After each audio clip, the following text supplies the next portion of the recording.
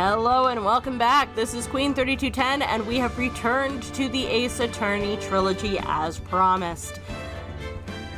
And yeah, I have to say, I took a break from this game, but I am actually kind of looking forward to checking it out again.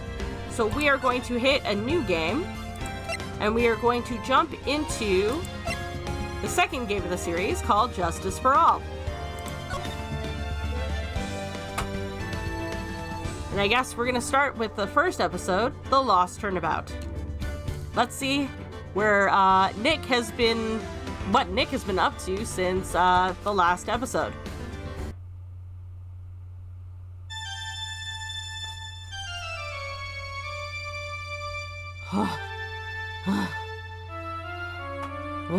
How did I get into this mess? That's far enough! You can't run forever, Mr. Phoenix Wright. What? The fuck? What have I done wrong? I cannot allow you to go on like this. Oh, that's the judge. But I'm just a simple defense attorney. Silence! You are no longer worthy of your title.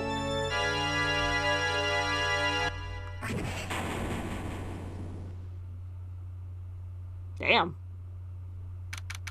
September 8th, 9:08 a.m., District Court, Defendant Lobby Number 1.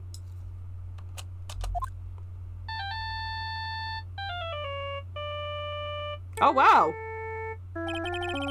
What a nightmare. And I bet it was this ringtone that caused it. I really shouldn't be dozing off right before a trial starts anyway. Huh? Looks like they hung up. Ah, good. I finally found it. What? Talk about a close call. Hate to do this to you, but it's nothing personal, Mr. Attorney. The fuck? A few minutes later, District Court, Defendant Lobby Number 1.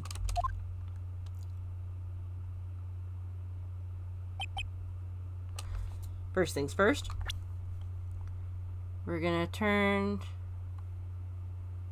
text box. Oh, no, it's fine.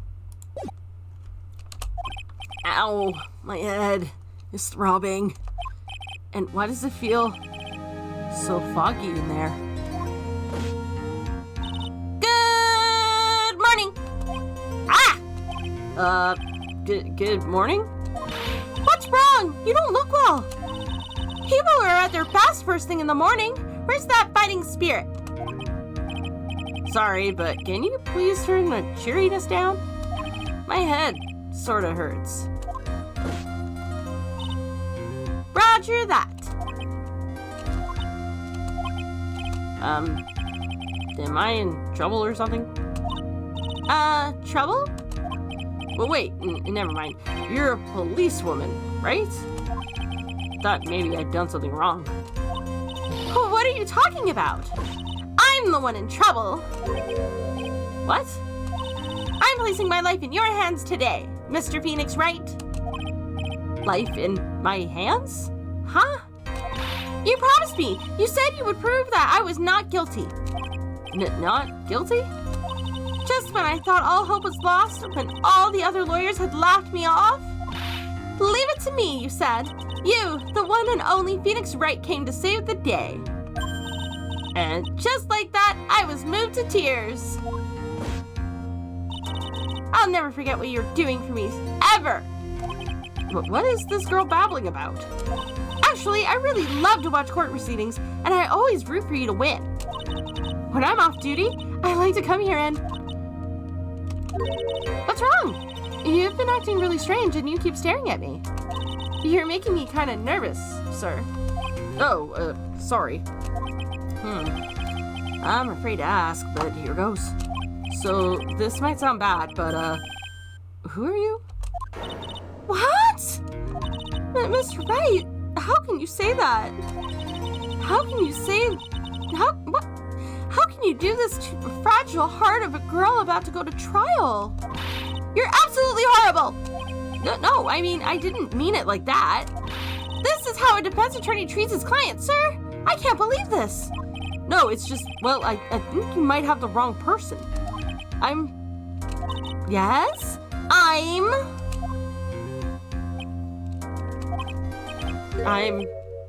Who am I? Why am I drawing a blank?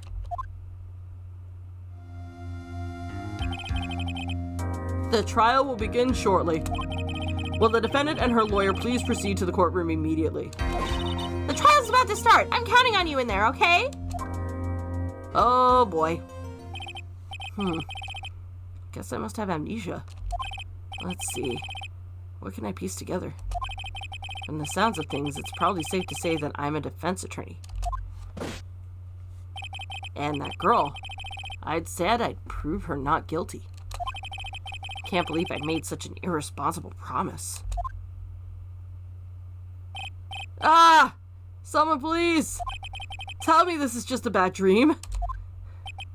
Why do I get the feeling this is one dream I won't be waking up from? Ooh. So it seems like that hit to the noggin really rattled something. September 8th, 10 a.m., District Court, courtroom number 2. Court is now in session for the trial of Maggie Bird. The prosecution is ready, Your Honor. What is it, Mr. Wright? Are you talking to me? Do you see any other defense attorneys here? I guess not. Well then, are you ready? Sure.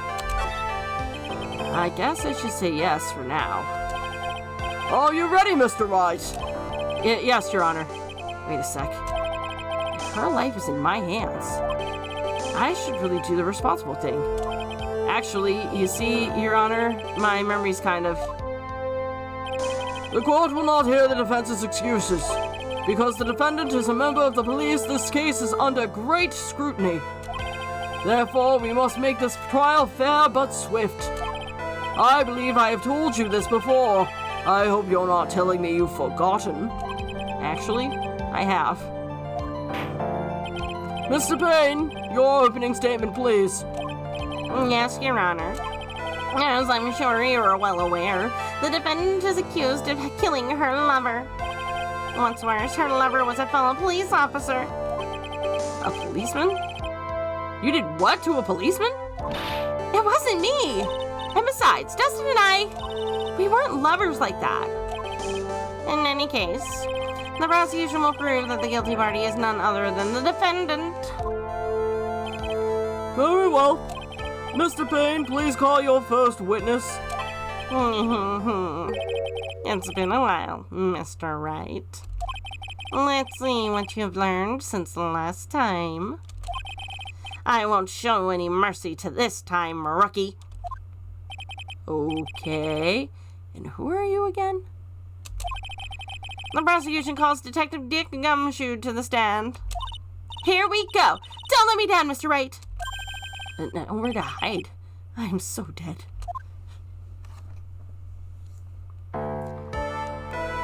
Witness, please state your name and occupation. My name's Dick Gumshoe, sir. I'm the detective in charge of the homicides down at the precinct, sir. You don't look very well, detective. Well, sir, the defendant, well, she works under me, so, you know. You work under that detective? Yes, sir. And while I was a trainee, he was always watching out for me, sir. He's such a wonderful guy, sir. I'll never forget what he's done for me. Okay, calm down. I believe you. Chill out. Detective Gumshoe, please describe for us the details of this murder. Yes, sir.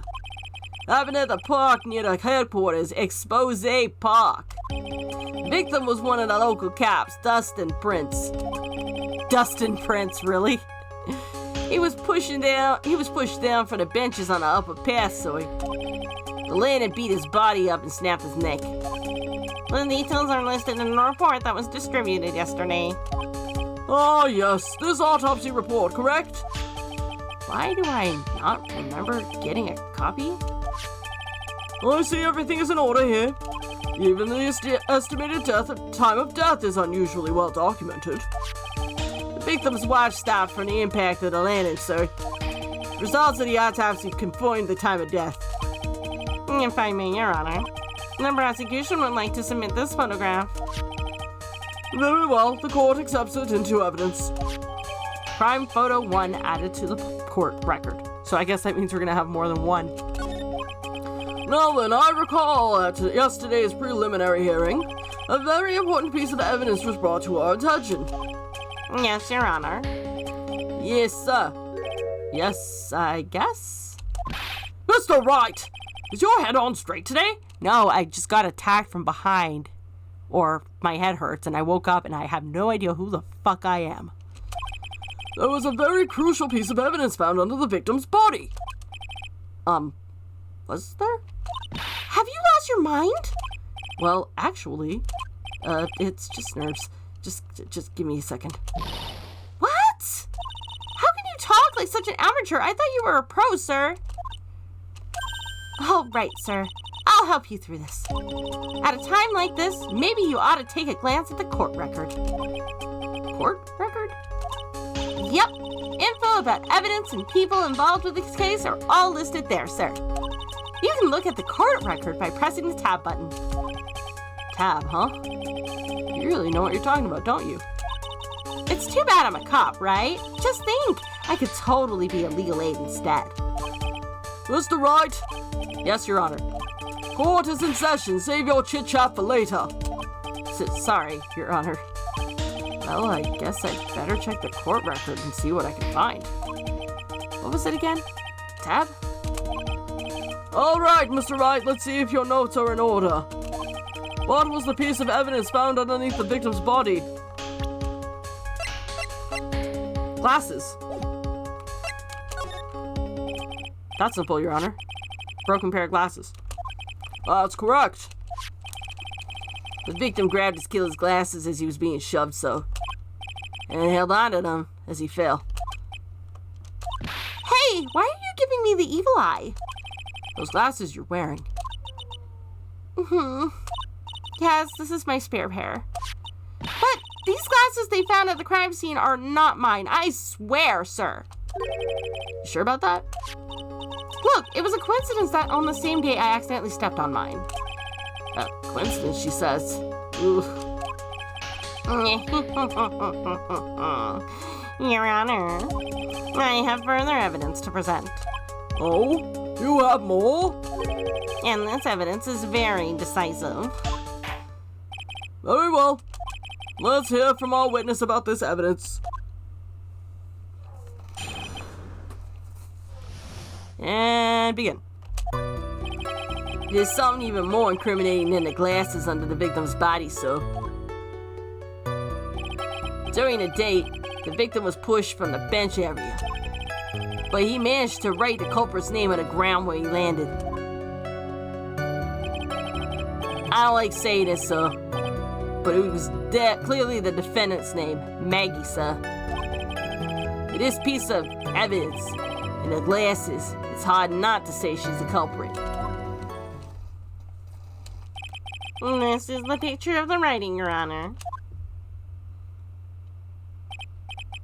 Why, this is... Yes, I see. I can see her name is clearly written here. The prosecution would like to submit this picture.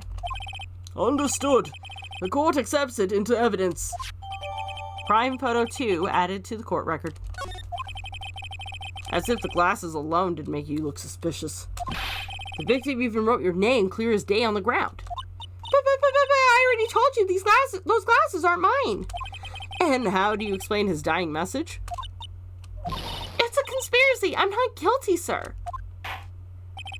Mr. Wright, you may cross-examine the witness. Cross-examine? This is it. I'm counting on you.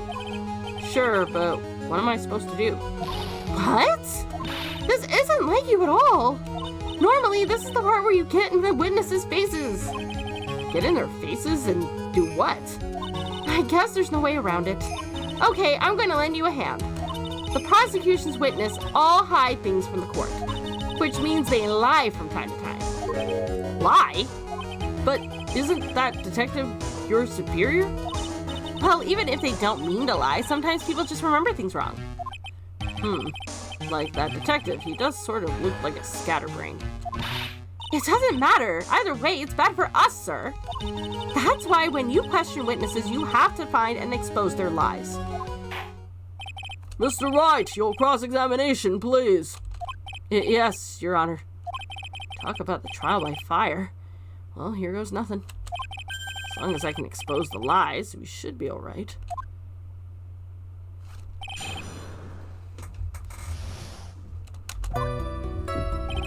There's something even more incriminating than the glasses under the victim's body, sir. About those glasses. Do you have any proof that they belong to my client? The lenses are for nearsightedness and are almost the exact same strength as hers. Even the frames look kind of like the ones she's wearing on her ID, pal. Should I do now? Hold it.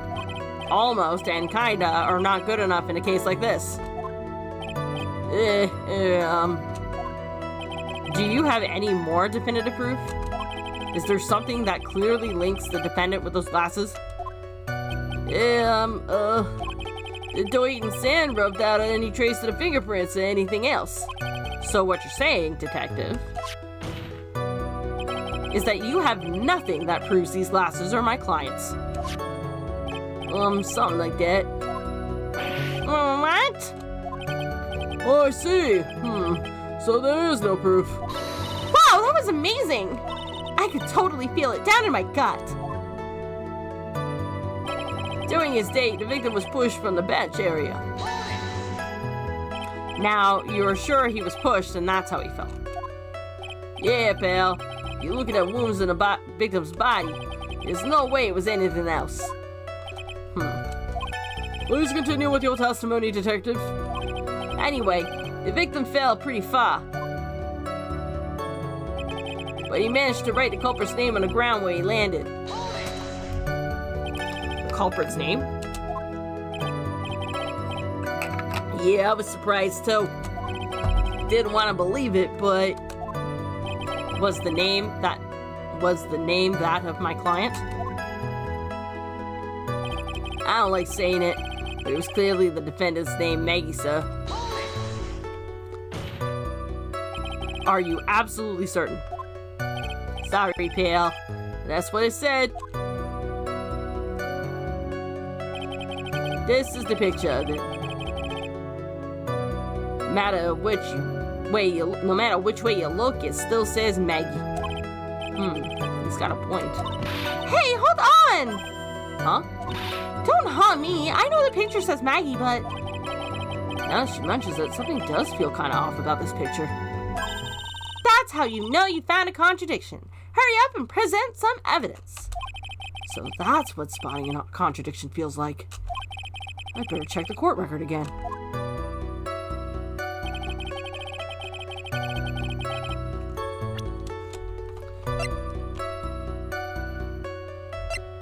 Time of death, broken neck, body was also covered in bruises.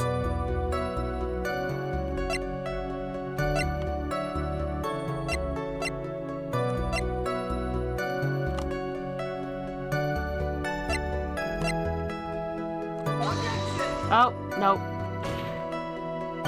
Your Honor, that statement contradicts this evidence. It does?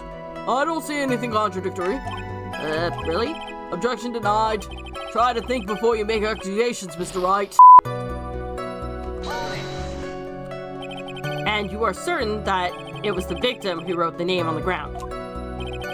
There were scratches on his fingers from the rough sand, and there were grains of sand stuck under his pointed finger. Certainly seems that the name was written by the victim himself. That didn't go well. If the writer really was the victim himself, then we're in a lot of trouble. Don't give up! Keep that fighting spirit going! I'm glad you're all pumped up, but I really want to see your special move, sir. My what? You always look so cool when you present evidence. Present evidence? Oh, that present evidence. Actually, I was just thinking about that. Yes! The great Phoenix Wright is back! Oh, that's right. Huh? I heard that lately you can present not only evidence, but people's profiles as well. I'm sure that makes things a bit more complicated, so be careful, sir. People's profiles, huh? Alright, let's give this another try.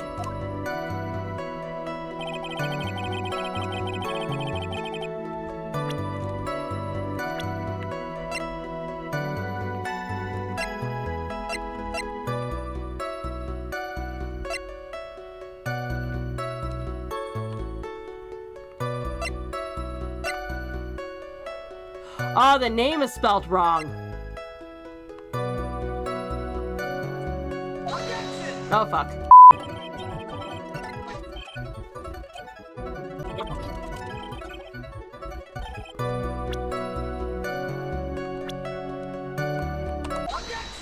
Got it.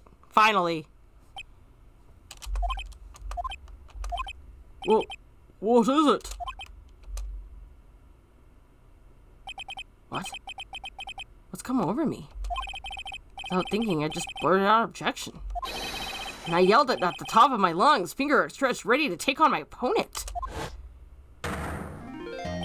What a rush. Detective Gumshoe. You talking to me, pal? Please state the defendant's name for me. What are you trying to prove with this futile exercise, Mr. Wright? You'll see, this is a very crucial line of questioning. Actually, Mr. Payne, you can answer. The defendant's name, if you please. Where is this ridiculous question coming from? The defendant's name is Maggie Bird. I think someone needs to check the court record. What? It says right here, Maggie Bird. Ah! It looks like the bird caught the cat napping. What's going on here? I have no idea either, sir. As you can see, the victim did indeed leave a name Maggie. However, the defendant's name is actually spelled Maggie, M-A-G-G-E-Y. This is a blatant contradiction of facts. Oh! How about that? Hadn't even noticed. But maybe the victim didn't know how to spell her name correctly? May I remind you that it is you who said the defendant was accused of killing her lover? If they were truly lovers, it would be impossible for him to have not known her name. No. This is very true. Mr. Payne? Yes, Your Honor. Are you absolutely certain that the defendant and the victim, Dustin Prince, were in fact lovers? Yes, I am quite certain, Your Honor. They were a quite well-known couple in the police force. Detective Gumshoe, please testify for the court the relationship between the victim and the defendant. Yes, sir.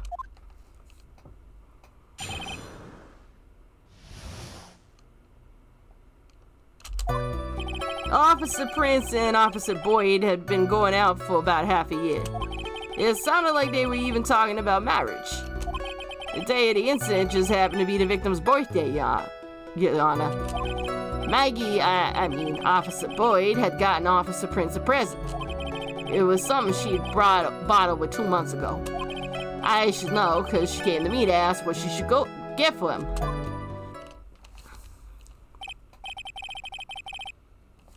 Oh, those two sound like they were close, all right. Nevertheless, tragedy struck. Yes, I see. You may cross-examine the witness, Mr. Wright.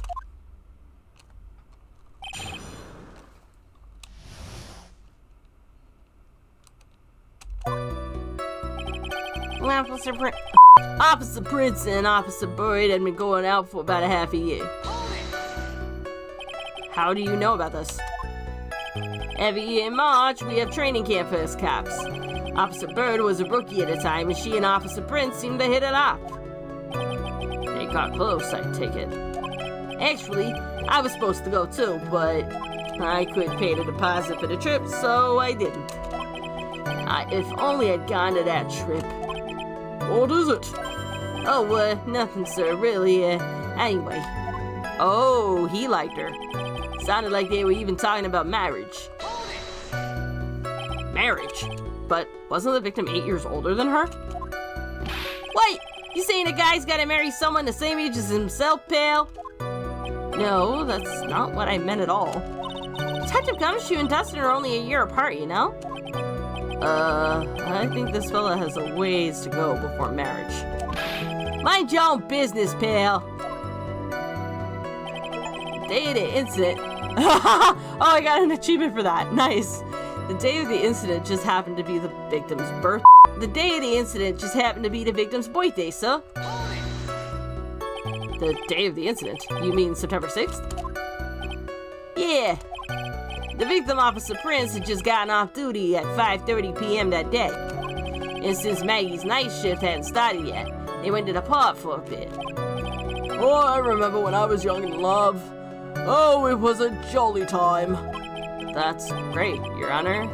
I'm glad you're such a cheerful old man. Officer Boyd had gotten Officer Prince a present. You seem to know a lot about the defendant. Well, that's 'cause, I'm a boss, and I've gotta watch out for my subordinates. But even what she was going to give as a present? Isn't that going a bit too far? Hey, pal, watch what you say. I know everything that happens under me. If someone so much as scratches there, and I really don't need to know that much. Mr. Wright, please refrain from badgering the witness. I agree. Even with this witness has a crush on the defendant. That should not be the point of discussion at this time. Whoa, wait a sec. Why are we talking about this? It's all your fault, pal. You're guilty, guilty, guilty. I should have you arrested. I think the good detective is about done here. It was over something she had bought over 2 months ago. Over 2 months ago? Yep, she's a very considerate woman, pal. So, what was this birthday present? She got him a glove. A single glove? Why would you only give him one? Actually, Your Honor, the glove in question is a baseball glove. Oh, I see. A baseball glove. Officer Prince was a huge baseball fan. A baseball glove? Just now, I believe you said something that the present was something. You just said that the present was something she had bought over 2 months ago. Yeah? Are you saying she bought the glove at a store that far in advance? Nah, nothing like that, pal. Then what was it like? She ordered it. It was custom made. Custom made? The glove was custom made? Yep. That's what I said. So the glove was custom made. Your Honor, I really don't see how this glove is related to this case. Yes, it would seem that there is little relevance. What do you think, Mr. Wright? Do you think this glove is really relevant to this case? Yep. I don't know where this will lead me, but of course it's relevant. That glove is the key to this whole case. Yes! Bluffing to the max.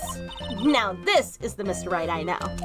I'm so happy you're back, sir. I was wondering how long it would take. This is great.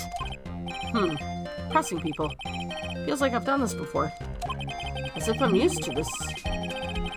As if I used to do this to squeeze information from even the most tight-lipped people. Very well. If you are that convinced, then let's hear some more about the matter. Actually, I brought the glove with me today. And? Why didn't you say so earlier? Hurry up and show the glove to the court. Well, I didn't think it had anything to do with the case. Anyway, this is it. It's, rather yellow, isn't it? Baseball glove added to the court record. Let me guess, it's... Oh, wait a minute. Yeah, he's left-handed. He didn't write that message.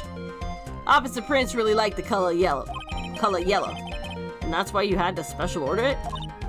Yep, that's right. That and one other reason. I think this court has heard enough. It is clear that the victim and the defendant were involved with each other. Yes, that's correct, Your Honor. Now, if that is true, it brings up an important question. Was the name Maggie really written by the victim? I see your point, Your Honor. Detective Gumshoe, please tell the court a little more about the name in the ground. Yes, sir.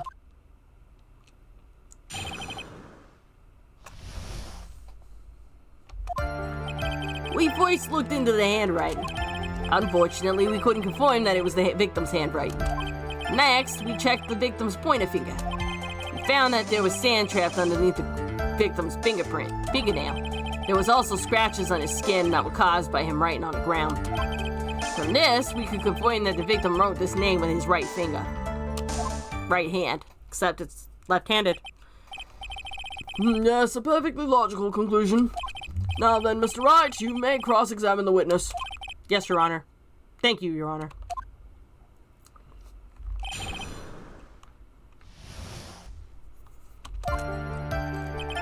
We first looked into handwriting. But can you really determine handwriting based on a sample written in the sand? That is why amateurs are amateurs. We're not a bunch of simpletons, pal. Scientific investigation in this country is actually pretty good. I believe it's time to get back to the real point. Agreed, Your Honor. So, what was the result of the investigation? Unfortunately, we couldn't confirm that it was the right victim's handwriting.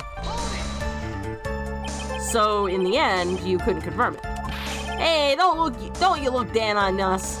I told you, we're not a bunch of simpletons, pal. Everyone knows you can't find out everything you want with scientific investigation. I've never heard that before. Me neither. Nor I. I never heard anything like that at the police academy, sir. Okay, so I made it up. Anyway. Next, we checked the victim's pointer finger. His pointer finger. You know, the one you're always pointing and waving around in people's faces. Haha, yeah, don't tell me it bothers you. Every time you do it, I have a mini heart attack. It's like you're trying to kill me, pal. In any case, you examined the victim's index finger, correct? Yeah, we figured there should be something on his finger if he'd been written in the sand. And the results? We found that there was sand trapped under the victim's fingernail. And what does that prove? Well, it proves that he did write that name with his own finger. Yes, which explains why there was sand stuck under his nail. Yes, he's right. And there's more. There was also scratches on his skin from where There was also scratches on his skin that were caused by him writing on the ground. Scratches on his skin? Yup. Can't see them with your naked eye, but they're there.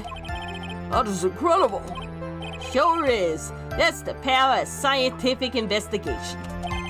They're so small that we had to use a magnifying glass, like a really strong one.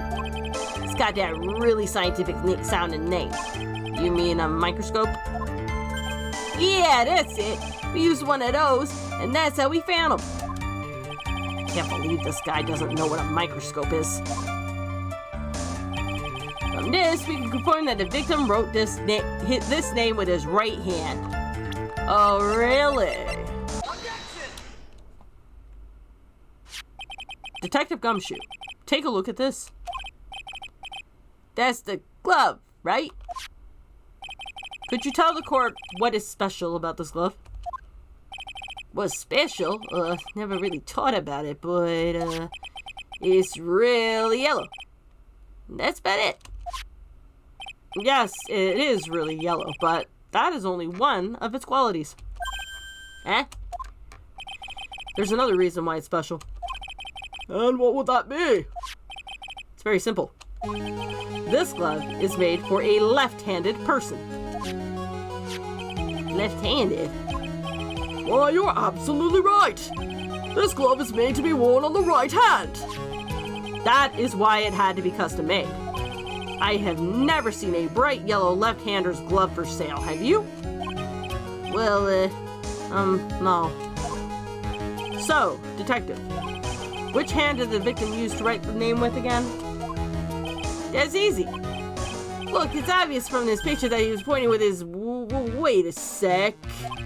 Don't forget that the victim was left-handed. Ah!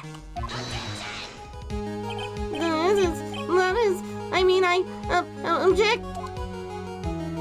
Overruled. Mr. Wright, I would like to know what your line of reasoning proves. There's only one conclusion that can be drawn. A left-handed person could not have written a message with his right hand. Therefore, the person who wrote the name Maggie could not have been the victim. Order! Order! When you think about it like that, then yes. It is not possible that his name was written by the victim himself. Then that means Maggie's. No, it is not possible. Mr. Payne? Yes, Your Honor. The evidence that the prosecution has presented has failed to prove the defendant's guilt. In fact, I believe you have proven her to be innocent. No. All right, you did it, Mr. Wright. Whew, I feel like I can breathe again. It seems that we have reached the conclusion. You did a fine job once again, Mr. Wright. Me, Your Honor? Well, thank you, sir. See? You got complimented by the judge again. You're really good. And that's why you can't give up being a lawyer, sir. Are you joking? I'm more than ready to retire. I will now announce my verdict. This court finds the defendant Maggie Bird. No, not yet.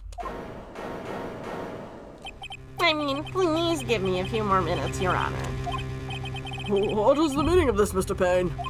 The prosecution is not finished yet. What do you mean?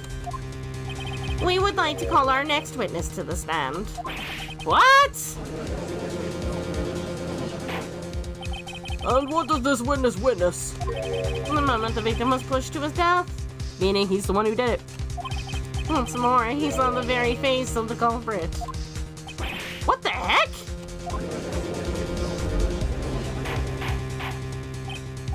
Order! Order in the court! I believe a recess is in order. Afterwards, we will hear from this new witness. I had a feeling that was a bit too easy. Yes, so did I. I need more information. I'll have to see what I can find out during this recess. Can't let my guard down. It's only going to get tougher from here. Court is adjourned for the recess.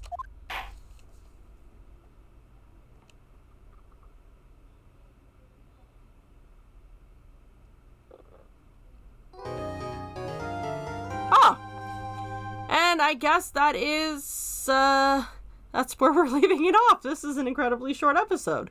Actually, no, I think we'll continue. September 8th, 11:43 a.m., District Court, Defendant Lobby Number 1. Amnesia? I can't believe my lawyer's trying to defend me in such a state. Why didn't you tell me, sir? I'm sorry I didn't mention it to you. Oh, I know what to do. I heard you can fix something like this with a really strong shock to your system. Come on, lower your head a little. A Maggie kick should be all you need. No. I think I'm gonna pass on this one. Come on! I'm sorry. Whenever I see someone in trouble, I have a hard time leaving them alone. I tend to stick my nose where it doesn't belong and try to tackle everyone's problems. Well, my head's one problem you will not be tackling today.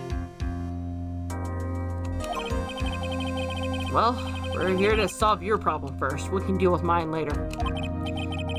For now, do you think you can fill me in on a few things? Of course, I'd be honored to. Well, I guess we'll start with my name and then I can tell you about me. No, that's okay. Really, I think I know you and your name pretty well by now. I was wondering if you could help me figure out a few things about myself. So, my name is Phoenix Wright. What a weird name. This is serious. You really don't remember. I'll tell you what, sir. You can have this back. It may help, and maybe it'll help. This is a business card? I got this from you. It's my most prized possession. You can borrow it for now, but please give it back, okay? Okay. There's some numbers written on the back. Oh, that's your cell phone number. Phoenix's business card added to the court record. Guess for now, we should stop talking about me and start talking about this case. This case? Yep. Can you think of anything that would be helpful for me to know? What can I tell you? I can't think of anything other than the incident with that cell phone, sir, but... Cell phone? Yeah. Your eyes lit up when we talked about it at the detention center, sir. Hurry up and tell me. This might be very important. Okay, Roger. It was on the day of the crime, just before 6 o'clock. I picked up a lost cell phone while on a walk with Dustin.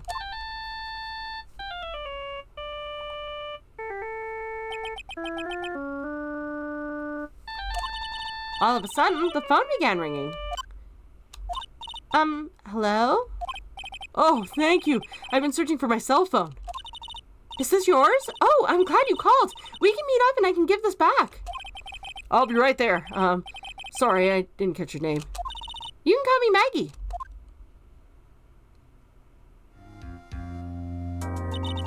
We agreed to meet up at 6. Dustin and I waited for the person to show up, but they never did. So where's the phone you found now? I gave it to you yesterday. Huh? To me? Is it that phone in my pocket? You mean this? Do you think it has anything to do with the murder? I don't really know, but if my eyes lit up... Ah, you were here all along? You're so mean! I called you a million times, but you wouldn't pick up. And when I went to check in on the courtroom, everyone had already left.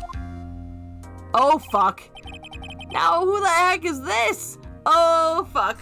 Maya came back, and I don't even remember her, and I'm gonna end up hurting her feelings. Shitty! Let me guess. I'm supposed to know this girl, too. Hey, good morning. Hey, good morning, Maggie. Good morning to you, too, Maya. So, how's it going? Is there a word for worse than abysmal? Oh. And what if I said that everything will be fine? That's right. It's Maya to the rescue with the ultra-decisive, super important evidence. Here you are, Nick. The thing you wanted me to bring. Yeah, thanks. What the heck is this? A list? It has about 20 people's names and phone numbers written on it. It was kind of tough, but I managed to dig up some dirt. Looks like these guys are up to no good. No good? As in... There's a group of con artists the police are currently investigating. I think these guys are members of that group. Names list added to the court record. Why would a group of con artists pop up in a case like this? It's only me.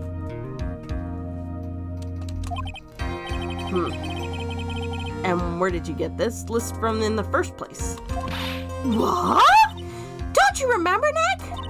You're the one who asked me to look this up yesterday. Oh, was that right?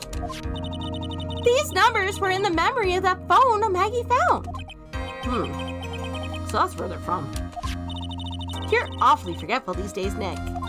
I hope I never get to be a forgetful old prune like you. Maya? Actually, Mr. Wright is...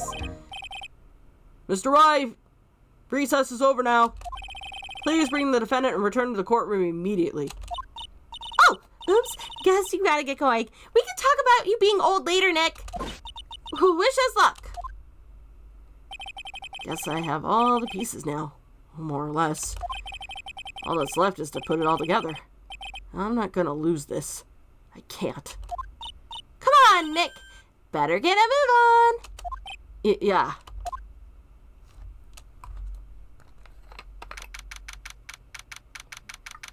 September 8th, 11:54 a.m. District Court, courtroom number 2. Court will now reconvene. Please call your next witness to the stand, Mr. Payne. Yes, Your Honor. But before I do, if I may say a few words. What is it, Mr. Payne? It's about the next witness. He has a tendency to say things that rub people the wrong way, you see. So I asked that the court might be a little lenient on...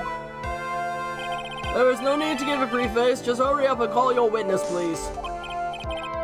Yes, Your Honor. The prosecution calls the next witness. A drifter who was taking a walk in the park on the day of the murder. Hey, that's the bum who hit me. Please state your name for the court, your witness. Before I do, I'd like to clarify a little something. Oh, all right, go ahead. Just now, you introduced my wonderful self to the court, correct? Perhaps as a drifter who was taking a walk? Did I? But I will not stand for that. Now you've tinted the court's eyes and colored me wrong. First, I suppose, to settle with everything in my life is to be the utmost highest top. I am merely looking for the perfect, ever-rigorous selection of process. Yes, I understand. I'm very sorry. I will be more careful from now on. What is he, a human chatterbox? I have to question him?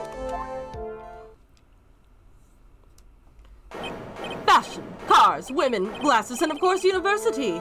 First rates only need apply. Glasses? But you aren't wearing glasses. That's enough. Your name, witness. Oh, is that how you want to play this? Using your power and influence to keep the young people down? I see how you work now. You old people and your dirty tricks. You thought you had me, but you thought wrong. I'm sorry, it won't happen again. Oh, man. I forgive you. Alright, I suppose I can tell you my name. I am Richard Wellington, the drifting virtuoso, with a PhD in drifting, as it were. If you wanted to, you could call me a university student in transit. Mr. Wellington, on the day of the murder, you were taking strolling through the park, correct? It would appear that you are attached to that word. If you must, then by all means. But I remind you that I am in no way a prepubescent boy, out on a walk with mummy. If you must know I am. Anyway, please testify to the court what you saw during your walk through the park. See, you said it again, taking a walk. You know you. What you witnessed will do, Mr. Wellington.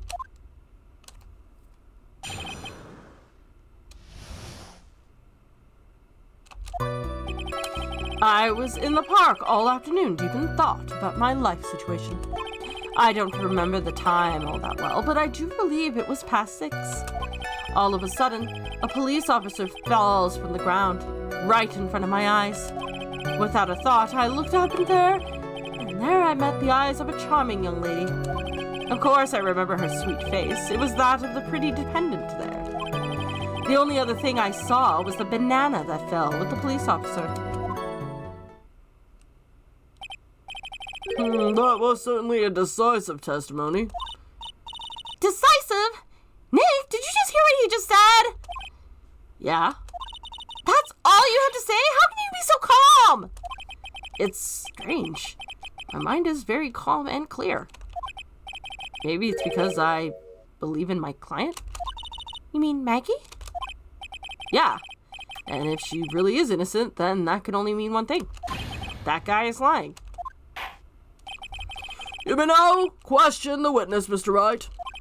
I'll find out the truth no matter how well you craft your lies.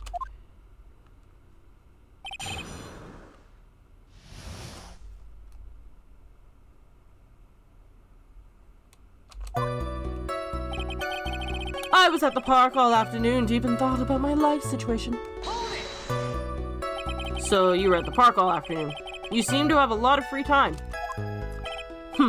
That was very rude of you. But then again, what can I expect? That's what you get from a man who graduated from a no-name trashy university. No name? Trashy?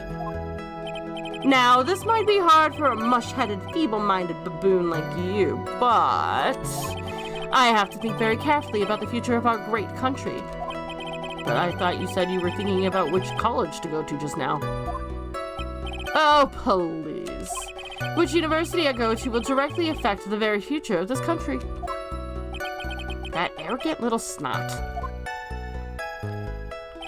I don't remember the time all that well, but I do believe it was past 6 p.m. How did you know what time it was? I see you're not wearing a watch, so... Is that the best you can do? Do you think you can discredit me like that? You're just a third-rate biased fool. I guess I can't expect real smarts from you. His arrogance is really intolerable. So what should I do now? Answer the question. How did you know what time it was?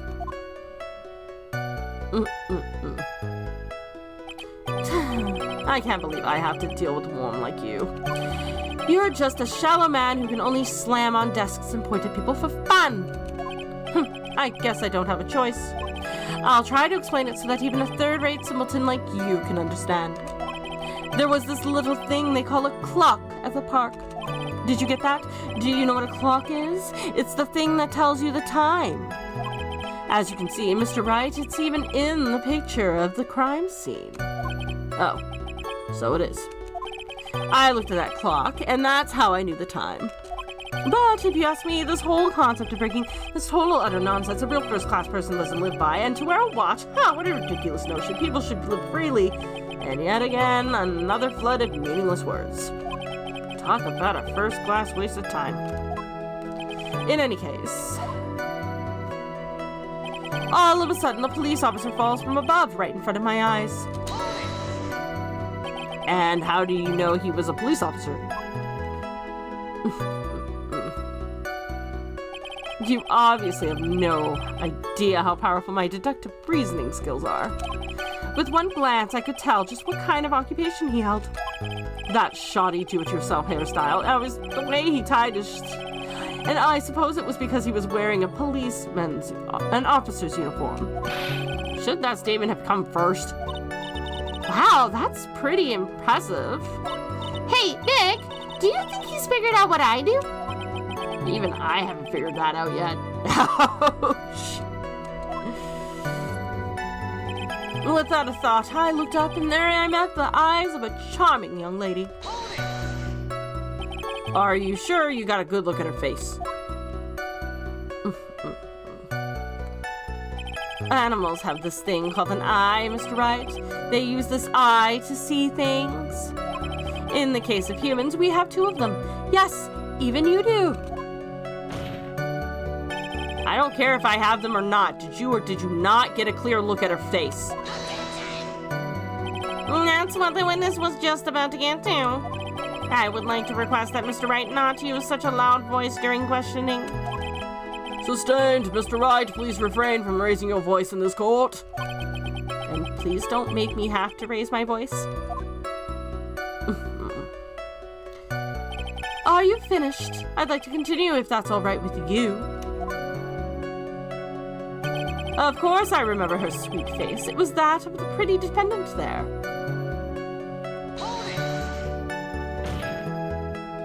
So you're sure you were not mistaken?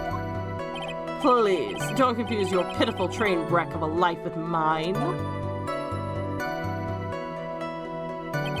I'm what you call a famous brand name product, while you are only a cheap imitation.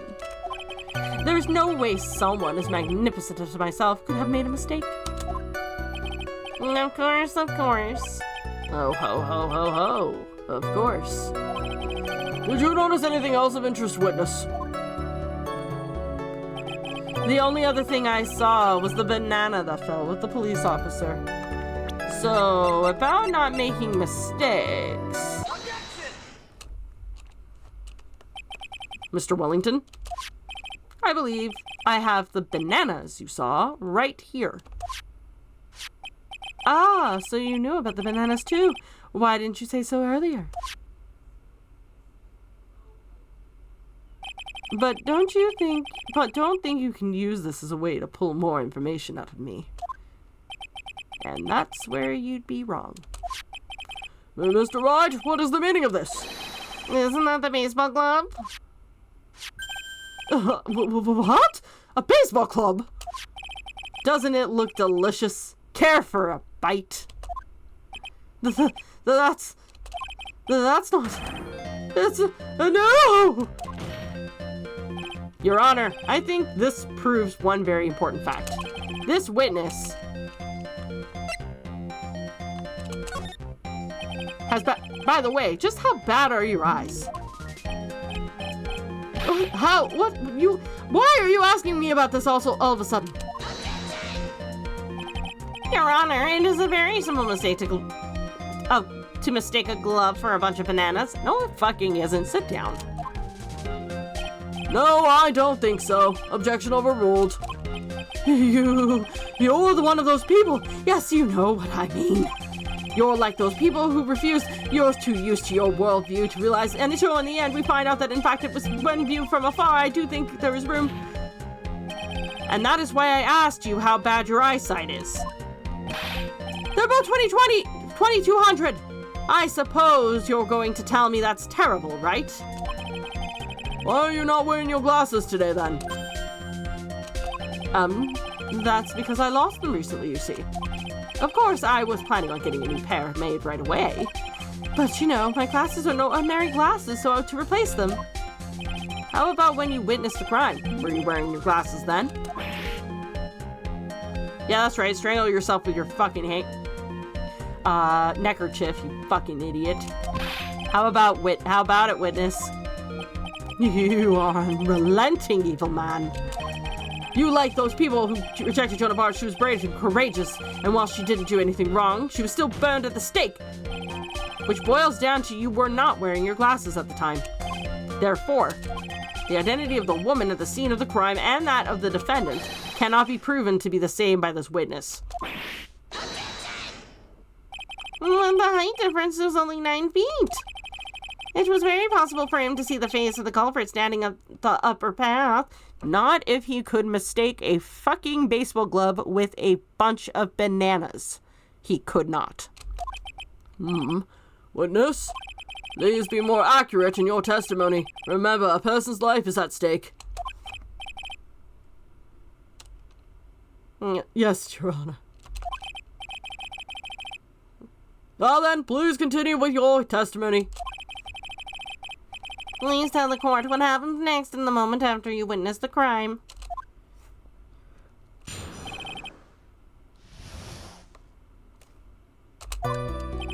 The girl on the upper path ran away as soon as she realized I was there. After that, I immediately called the police station to report the crime. It must have been 6:45 when I made the call. They must have a lot of free time on their hands since they showed up within 10 minutes.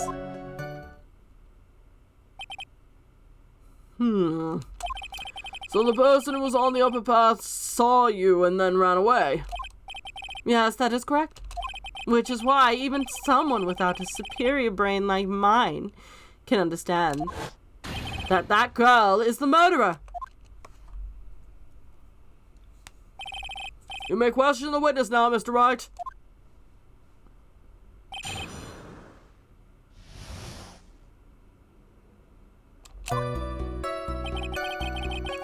The girl on the upper path ran away as soon as she realized I was there.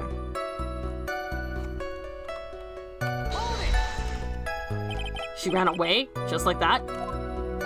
Yes, she did. She saw me and flew the nest like the guilty bird she was. Oh, I'm sorry. Was that pun too hard for someone who only got a third-rate education? Actually, that did take me a few seconds to get. Anyway, if she ran away the instant she saw you, how could you tell it was my client? Well, witness has already answered that question.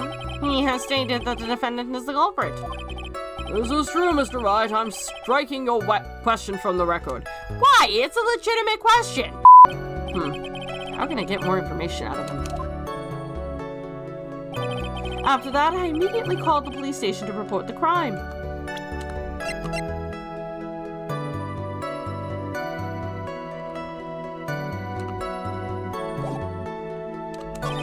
It must have been 6:45 when I made the call.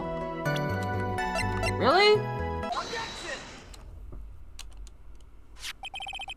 Mr. Wellington, would you please take a look at this? You mean the victim's autopsy report? According to this, the murder occurred at 6:28 p.m. So what of it? You said that you called the police immediately after the murder took place.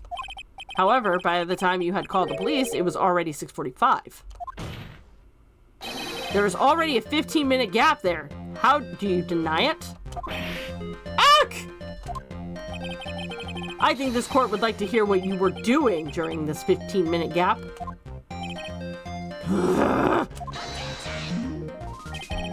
Witness was in shock at the time of witnessing a terrible murder. It's only to be expected that he would be a little dazed. 15 minutes is hardly what I would call a little dazed. Mr. Wellington!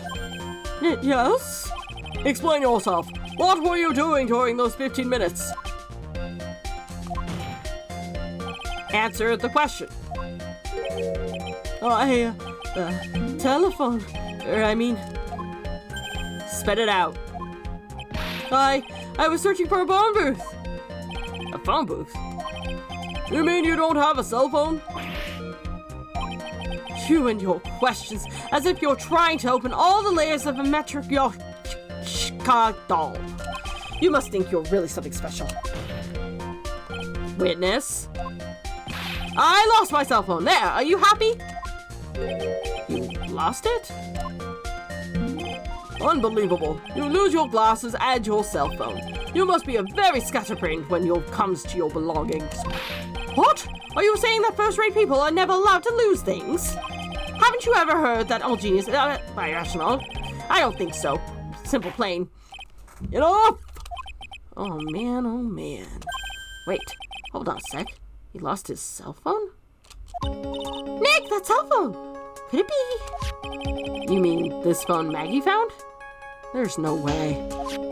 Boy, I didn't see this coming. What should I do? Question further. Mr. Wellington, where's your cell phone right now?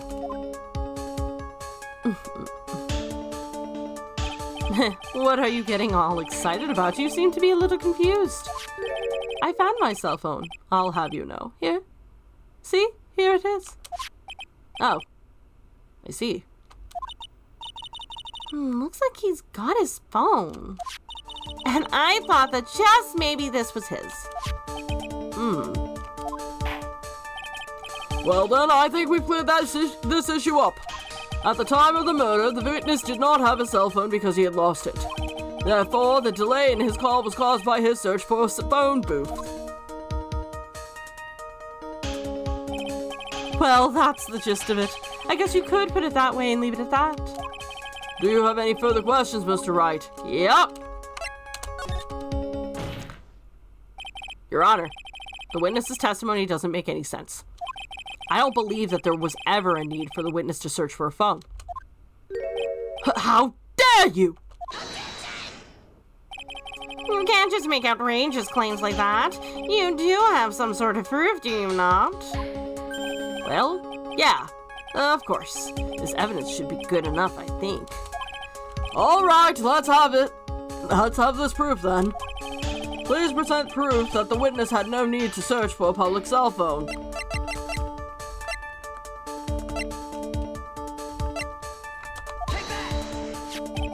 It's quite simple, actually. Please take a look at this. At the crime scene photo. Is there a problem with it? Oh, there's nothing wrong with the picture. Fuck! But if you don't understand my logic after looking at it, there's something wrong with you. Okay, never mind. Game fucking scared me. No! It's a phone booth. That is correct. All the defendant had to do was walk 3 steps. Mr. Wellington, why did you not use the phone that was right in front of you? Ooh! Order! Order! Oh, what is reporting the crime a little late proved in the defense? The witness can't explain what he was doing for those 15 minutes. That is reason enough to throw suspicion on his testimony. Yes, this is very true. What do you have to say for yourself, witness? Then I bet this phone really is his, Nick. He must have killed Dustin to get his phone back. But Maggie said that she was going to return it to him. So there's no reason for him to kill him for it. And on top of that, we still have the phone she found anyway. But if he wasn't looking for his cell phone, maybe he was looking for something else. Was he? Mr. Wright, Yes, Your Honor? do you have any thoughts you would like to share with the court? Can you offer an explanation as to what the witness was doing during those 15 minutes? Yep. There's only one possible explanation. All right, let's hear your explanation. However, be forewarned that if your explanation is not persuasive, you will be penalized. Think carefully before you present, Mr. Wright. Yes, Your Honor. Ugh, I probably shouldn't have said there was only one possibility. Please present to the court the one piece of evidence that will answer the following. Why didn't the witness call the police right away? The glasses? Because he was looking for those? Mr. Wellington. What? Don't do that. You almost gave me a heart attack. These are your glasses, aren't they? Ah! Where did you find... Gah! I believe the court all heard what you just confessed to. That these glasses are, in fact, yours. I'll tell you where I found them, Mr. Wellington. These glasses were found under the victim's body. Under the victim's body? Order! Order! Now, wait a second, hold on. I didn't confess or confirm anything. Your Honor, I think the answer is quite clear here. As he fell, Dustin Prince grabbed the culprit's glasses. The culprit knew that he had to find his glasses and searched frantically for them. What he didn't realize was that they were under the victim's body. And that is why it took him 15 minutes to make the call.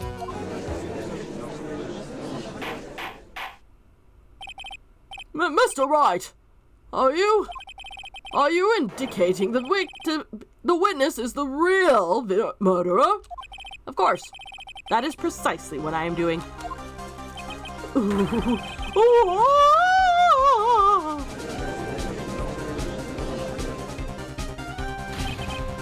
I know I'm right. He is the real murderer. Did you figure it out, Nick? More or less. Turns out this cell phone was the key to this case after all. Anyway, now is our chance to deep six this guy. I'll sink him in one shot. Yeah! This is so exciting watching you work again! Somehow, my old self is coming back to me. It's time to sink or swim. Everything rests on the edge of a knife. This is the moment I've been waiting for. Order! Order! Your Honor, the defense is making a mockery of this court. Without any solid ground to stand on, he's accused the witness of being the murderer. Yeah, that's right. I'm no criminal. This third-rate fraud of a lawyer. In that case, why don't we look at it from a different perspective? Let's hear your explanation as to why you are not the murderer. But why? That's easy. For example, there's the name of the victim wrote. What about that? Oh, you mean the name Maggie? Yes, even an idiot like you can read that, right? But we already know this is not written by the victim himself. After all, the defendant's name is Maggie, and the victim was left-handed. In other words, in order to make the defendant look guilty, the real criminal used the victim's right hand to write her name on the ground? But what? Wouldn't that mean that the real criminal was someone the defendant knew? Otherwise, how else would the person know her name was Maggie or Maggie? That is a good point. The witness didn't even know of Miss Bird before this trial. Ah, I forgot. Was there any way this creep would have known Maggie's name beforehand? Yep. It would be best if I could prove that the witness had a chance to learn that the defendant's name was Maggie. Now, will the defense please present its case? How could the witness have known the defendant's name?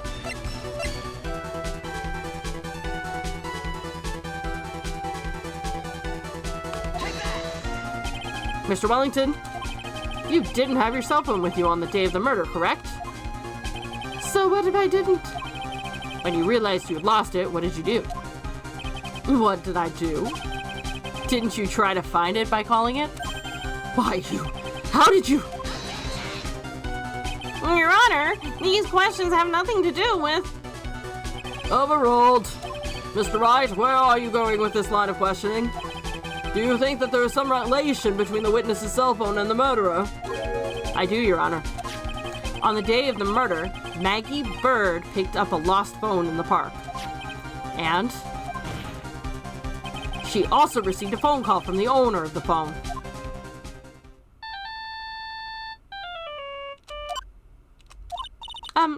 Hello? Oh, thank you. I've been searching for my phone. Is this yours?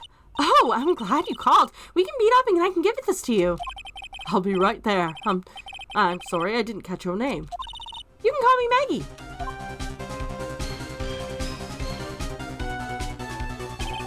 That was when you learned that her name was Maggie. But you made one fatal mistake. Fatal mistake?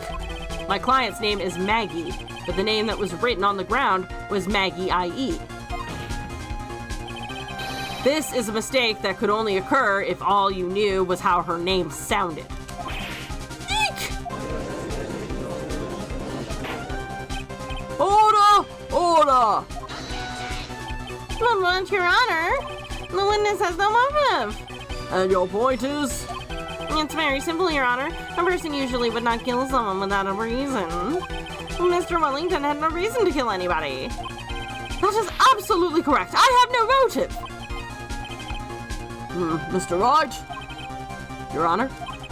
Can you explain what motive this witness could have had? It's very simple, Your Honor.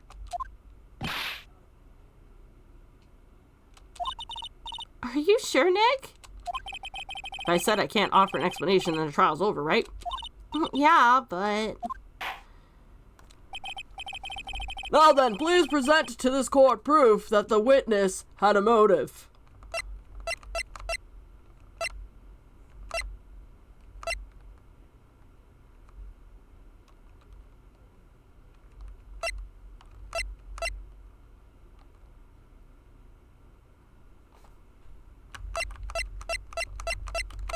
I'm gonna say the list of names. Mr. Wellington's motive is right here. What is this? A list? These phone numbers were pulled from the memory of the phone the defendant found.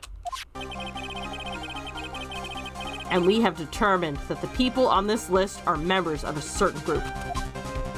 You looked up all those numbers? Of course. This list of phone numbers was stored in the cell phone's memory. The names and numbers belong to people who are members of a certain con artist group. What? Con artists? Can you explain why these numbers were on your phone, Mr. Wellington? This is an outrage! An invasion of privacy! Looking up at the phone numbers of a person's phone is a worse crime than murder! I beg to differ. You're one of those people. You're just the cops who raided the brilliant artist. They disrupted a genius at work. I don't care, Mr. Wellington.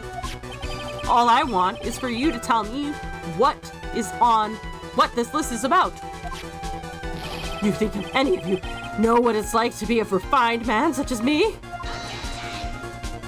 Your Honor, this is unjustified badgering of the witness. Objection overruled. Mr. Wright, what is the meaning of this? Why would the witness have the numbers of the group of con artists on his phone? Isn't that obvious? The witness is a member of the group.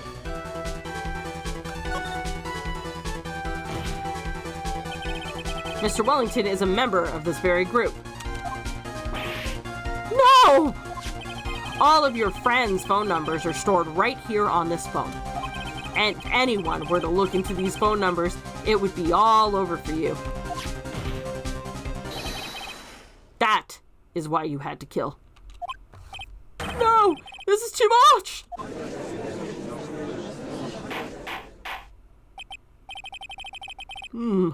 That does make quite a bit of sense. Well, Mr. Wellington, would you care to explain? I got you now.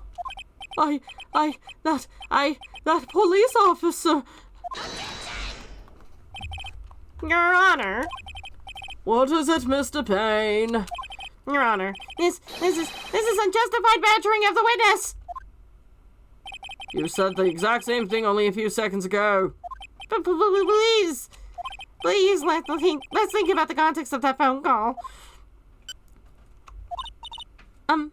Hello? Oh, thank you. I've been searching for my phone. Is this yours? Oh, I'm glad you called. We can meet up and I can give this back. The defendant had already promised that she would return the phone. After that, all Mr. Wellington had to do was meet Miss Barrera to get the phone back. Why then would he need to kill anyone? That is a valid point. What does the defense think about this? If you think about it logically, then it does make sense. And maybe we should be thinking outside the box. Yeah, if we think like that, let's see. Maybe that slimeball saw something at the crime scene that made him commit murder. Your thoughts, Mr. Wright? Well, I don't think Mr. Wellington went to pick up his phone in a very friendly manner. When he was promised his phone, so why would he have been unfriendly to the defendant? I think he must have seen something that didn't agree with him when he got there. Well then, Mr. Wright. What was this something that didn't agree with the witness? The fact that he was a cop.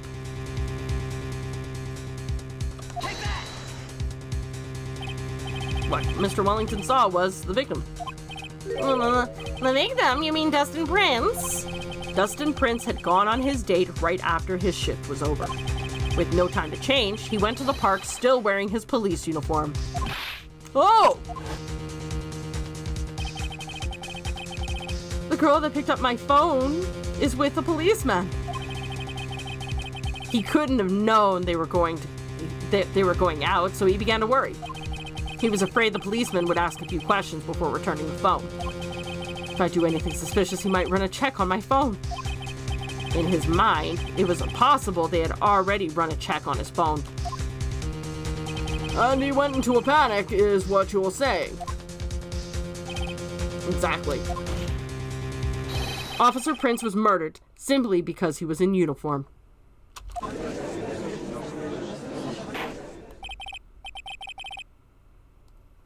Mr. Payne, do you have any comments?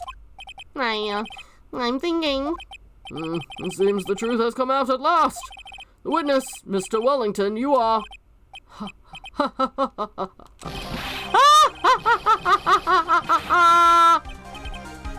Impressive. Not bad for a person with a third-rate education. What's that supposed to mean? The evidence! That guy is really creeping me out. All you've been waving around and talking about is that suspicious cell phone. Suspicious phone number this, suspicious con group that. They're all on that phone. But who's to say that phone is really mine? Where's your proof, your evidence? You want proof that this phone is yours? I already told you earlier. That phone I lost, I've already found it. You don't have even the slightest idea who the phone in your hand belongs to. But you can be sure it isn't mine, you simpleton. What? It feels good to see you squirm. We do seem to have a problem on our hands with this phone. Whose phone is it? Without knowing that, it's meaningless as evidence. Your Honor, this is bad. I can't let them turn the tables on me like this. This cell phone. There has to be something I've overlooked. There's gotta be. Maybe. Fingerprints. I've got it. You should check the phone for fingerprints. Fingerprints? Yes, Your Honor. Mr. Wellington must have left some prints on this phone. Nick, don't you remember? When you got that from Maggie, you wiped it off. What? You said there was sand all over it, so... Oh, wiped it? I wiped it? Pretty thoroughly, too.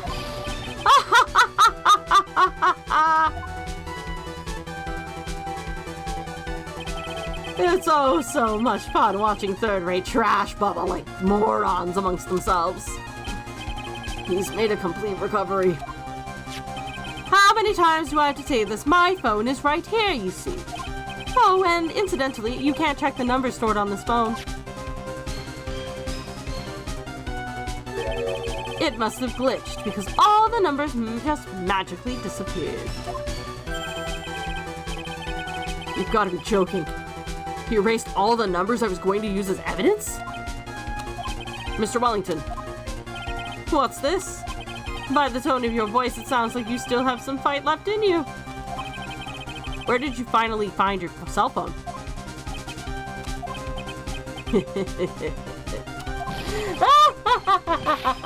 Oh, you are too much. And of course, you have no idea what I'm talking about.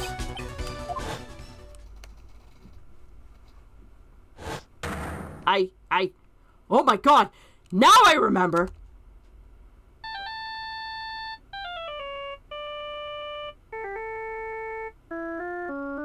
Oh.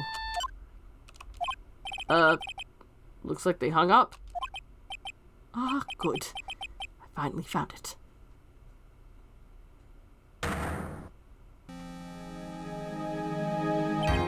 So that's when... What's wrong, Mr. Attorney? Why the harsh glare in your eyes? Nick, we worked so hard to get this far, but if you don't do something quick, he's gonna get off scot-free. I know this phone has to be his. But how am I supposed to prove something like that? Mr. Wright, if you cannot prove who the owner of that cell phone is, your indictment has no basis and therefore no power. It looks like you came up a penny short. Where did I go wrong? Don't blame yourself. You're merely a third-rate lawyer. You've only made one big mistake. Who are you? What are you? That's something you haven't figured out for yourself yet. Who I am? The court hereby concludes the cross-examination. If that will be all, I'll have to bid you gentlemen and ladies goodbye. I have a reservation at that ultra-fancy restaurant on the upper side of town. Thank you for your assistance. You've had a stressful day, so please, bon appetit. What am I supposed to do? Am I supposed to just let it go? Raise a fucking objection. Hold it! Please wait, Your Honor. All right, Nick. I think I may be able to prove it. Prove it? Prove what, Mr. Wright? Everything. Your Honor, the cross-examination has already ended.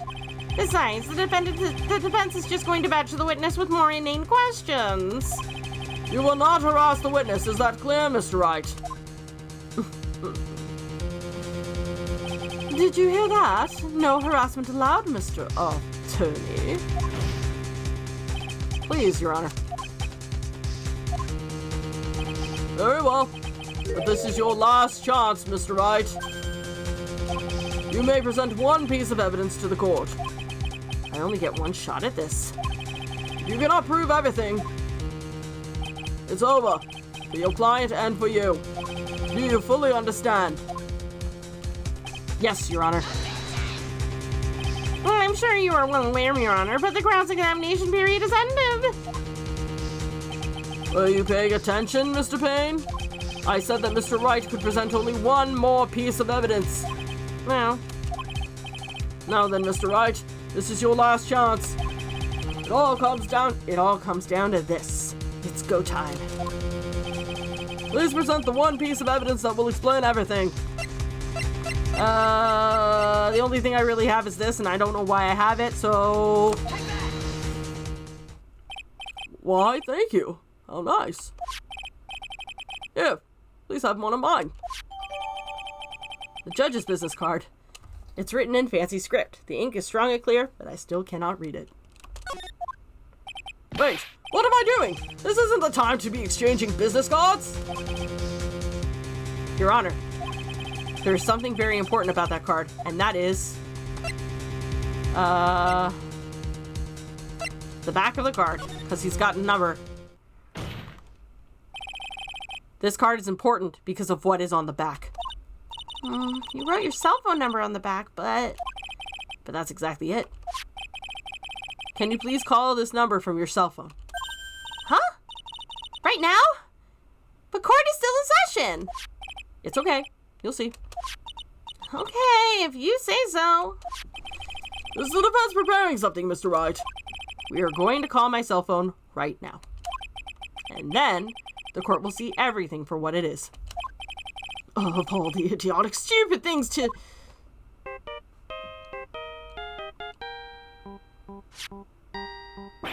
Ah! What? Why is my phone? And what is the stupid sounding ringtone?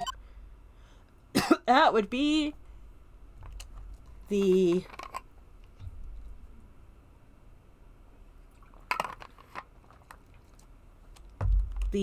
samurai theme. Well, Mr. Wellington. How strange. I could almost swear that you're holding my phone. You? Ah! No, it cannot be. By the way, before I forget, thank you very much for the lump on my head this morning. I don't think I need to explain any further except to say, when you went to retrieve your cell phone, you mistakenly took the wrong one.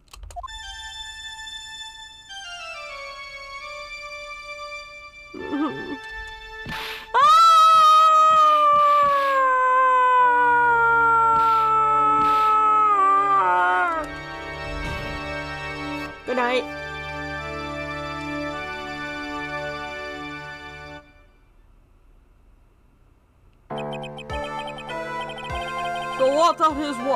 So that is what happened. You were knocked out by Mr. Wellington. He is the man who lives on his pride and self-image alone. And in order to hide his involvement with the con artist group, he has become paranoid and has lost ability to make rational judgments. Then, Mr. Wright, the phone you're holding? It's Mr. Wellington's, naturally.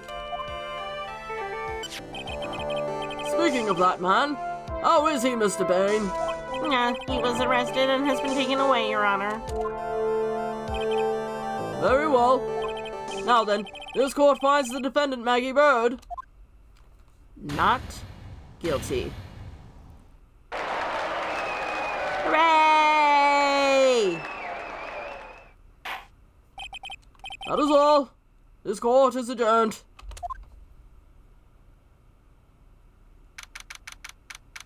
September 8th, 2:16 p.m., District Court, Defendant Lobby Number 1.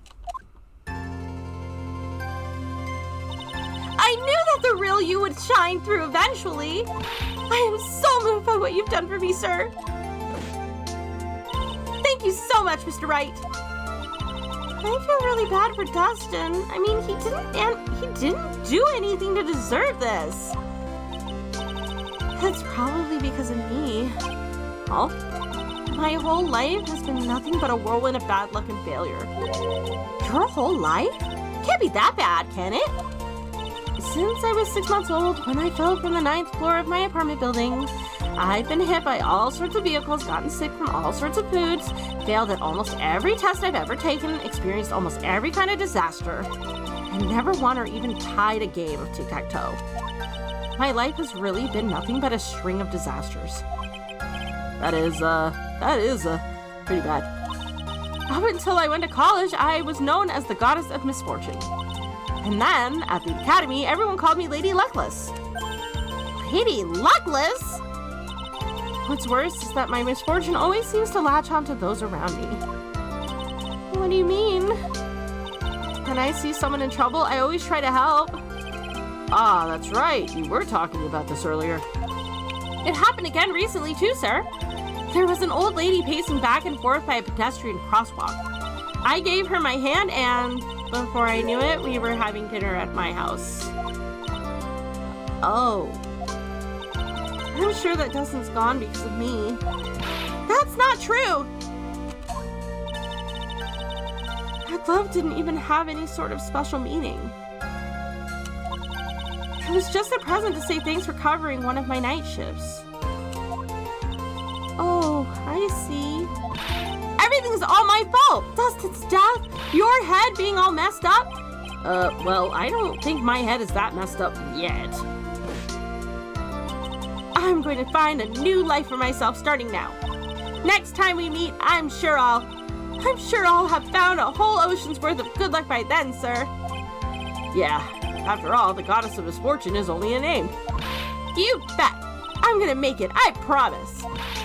Next time we meet, I'll only be an unlucky person instead of a goddess. Yeah, that's the spirit. Well, Mr. Wright, Maya, I should get going. Okay, good luck to you. Thanks. You take care of yourselves too.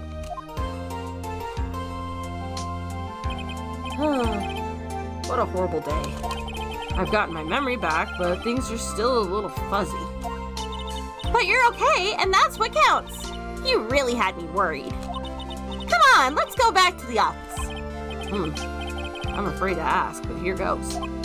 So, this might sound bad, but, who are you? What? I thought you said you got your memory back. At that moment, everything really did come back to me. Detective Gumshoe, he's someone I've had clashes with in the past during certain cases, but he's also been a good ally during others.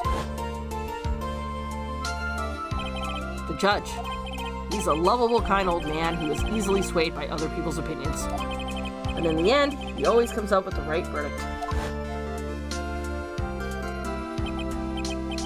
This person, I haven't got a clue. Seems to know me, but maybe he's mistaken me for someone else. And this girl, Maya? You finally remembered? This is Maya Fey, my assistant. That's right. I have so many unforgettable memories about her. For example, Nick, what's wrong? You keep staring at me. Don't tell me you've missed me. Well, yeah, I suppose I have. I feel like I haven't seen you in ages. Oh? Well, I'm back now. Now it's time for us to create new memories together. All right, sounds good. All the phone numbers on my phone were erased by Mr. Wellington. Guess I'd have to start from the very beginning. Come on, Nick. Let's go to our usual burger joint. Okay. Actually, it hasn't even been that long since you came back into my life. And that story began on one rainy afternoon 2 months ago.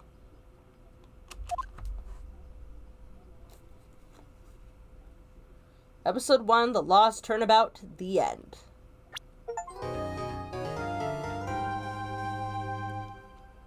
brand new episode has been added. Reunion and Turnabout. Interesting. Well, seems to be the end. We've gotten our memory back. We had a bit of bout of amnesia, which led to a tutorial case. We got to deal with Winston Payne again. Even though Phoenix still doesn't quite remember him. That's fine. He's not really that important anyway. And we managed to also get the guy who attacked Phoenix arrested for the crime that he was trying to cover up. As for the reunion between Phoenix and Maya, that will have to wait until next time. So until then, thanks for watching. I hope you enjoyed the video, and if you did, leave a like or subscribe. If not, leave a comment below letting me know what I can do to improve. And as always, until the next time, guys. Ciao.